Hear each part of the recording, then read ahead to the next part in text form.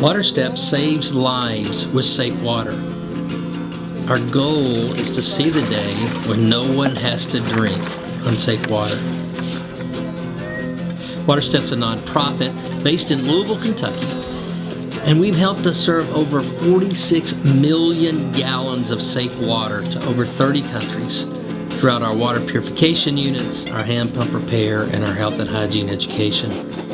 Responding to this earthquake typhoon disaster that's just double hit the folks throughout the Philippines. You know, you had the swath of the typhoon actually going over the island of Bohol that was hit right before that with the earthquake. And there's this tremendous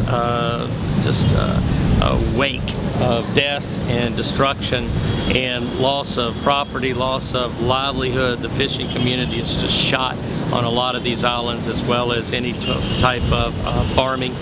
It's a horrific situation, and water is, of course, the number one thing that a lot of people are thinking about. We are beginning to try to respond in different ways in situations like this and change, if you will, make a paradigm shift.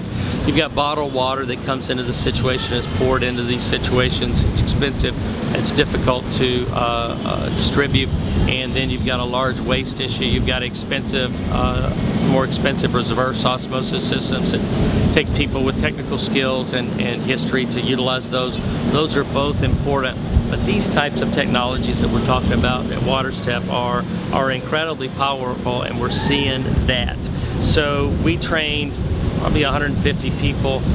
We've got 60 units in the field of various components and sizes. And what's happening is those people that we trained are then taking them so that ordinary people can understand how to utilize those systems. I can't say that I've ever trained this many people at one time unless it was in a conference setting. And though it was exhausting by the end of the day, I felt refreshed by the time I woke up in the morning to start over again, to do it all again the next day and the next day and the next day, because they get it and they got it and they feel it, and they're going to be able to do this for themselves when we all leave here. And that's how this works. We've done this in other ways. We've been out amongst the dirt and the chaos and the heartache ourselves. We've seen it with our own eyes, and that works a little bit. But I can only imagine what these 60 chlorine generators are going to do on these 12 or so different islands that we know they're going onto, and the peoples that they're going to help. This is going to make a difference. There's no doubt in my mind. From the deepest part of my heart, I know that this works. And I gotta say, I don't always walk away from a mission, whether it's a humanitarian things that we do from day to day. I don't always walk away feeling as good as I feel today. It's just these people have been a blessing to us. We could not have done it without them, and we would have done it, but it wouldn't have had the same impact that it's going to have. Here, it's the impact that we're being able to make by changing the paradigm of disaster response, and then changing the way WaterStep might be on the front line of a disaster.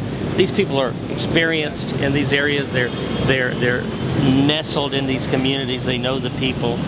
This is a wonderful way that we've been able to bring our best game here and be successful. We feel really good about this, and we've created this network, this nest that's emerged. The Philippine people have done that.